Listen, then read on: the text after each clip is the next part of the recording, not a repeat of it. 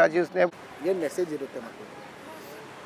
Sir, ಇದು ನಾವೇನಪ್ಪ ಅಂತ ಹೇಳಿದ್ರೆ ಚಿತ್ರಕಲಾ ಕಾರ್ಯಕ್ರಮ ಮಾಡ್ತೀವಿ. ನಾನು ಚಿತ್ರಕಲಾ ಶಿಕ್ಷಕ.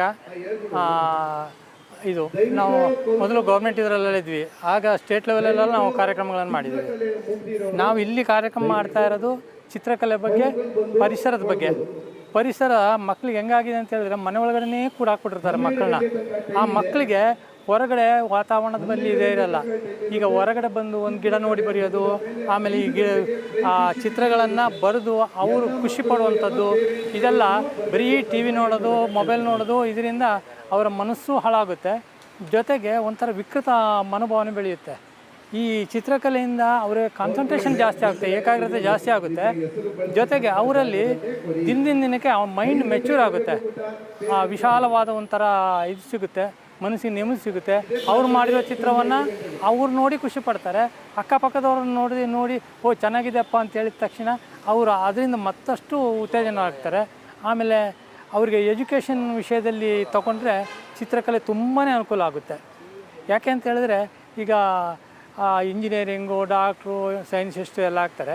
ಅವರಿಗೆಲ್ಲ ಎಲ್ಲ ರೀತಿಯಲ್ಲೂ ಚಿತ್ರಗಳು ಬೇಕು. ಆಗ ಇಲ್ಲೇ ಅವ್ರಿಗೆ ಒಂದು ಸ್ವಲ್ಪ ಪ್ರಾಕ್ಟೀಸ್ ಕೊಟ್ಟಿದ್ದರೆ ಅವ್ರಿಗೇನಾಗುತ್ತೆ ಅಂದರೆ ತುಂಬ ಅನುಕೂಲ ಆಗುತ್ತೆ.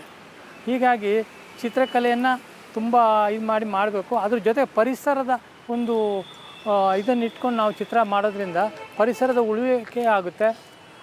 ಜೊತೆಗೆ ಮಕ್ಕಳಲ್ಲಿ ಒಂದು ನಾವು ಪರಿಸರನ ಉಳಿಸ್ಬೇಕು, ಇಂಥ ಒಂದು ಚಿತ್ರಗಳನ್ನು ಮಾಡಬೇಕು, ಎಲ್ಲರಿಂದ ಒಂಥರ ಒಳ್ಳೆಯ ರೀತಿಯಲ್ಲಿ ಬೆಳಿಬೇಕು ಅಂತ ಹೇಳುವಂಥ ಒಂದು ಮನೋಭಾವನೆ ಬರುತ್ತೆ ಅಂತ ನಾನು ವೆಲ್ಕಮ್. ನನ್ನ ಮಗನಿಗೆ ಡ್ರಾಯಿಂಗ್ ತುಂಬ ಇಷ್ಟ.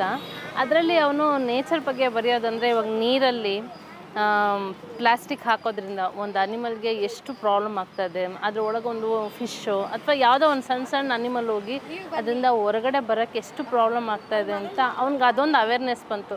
ಸೊ ಅವನೇನಂತ ನಮ್ಮ ನೀರು ಕುಡಿದ್ಮೇಲೆ ಬಾಟ್ಲು ಹೊರಗಡೆ ಹಾಕಬೇಡ, ಮನೆಗೆ ತೊಗೊಂಡೋಗೋಣ, ಅಲ್ಲಿ ಡಸ್ಟ್ಬಿನ್ನಲ್ಲಿ ಹಾಕೋ ಅಂತ ಹೇಳ್ತಾನೆ.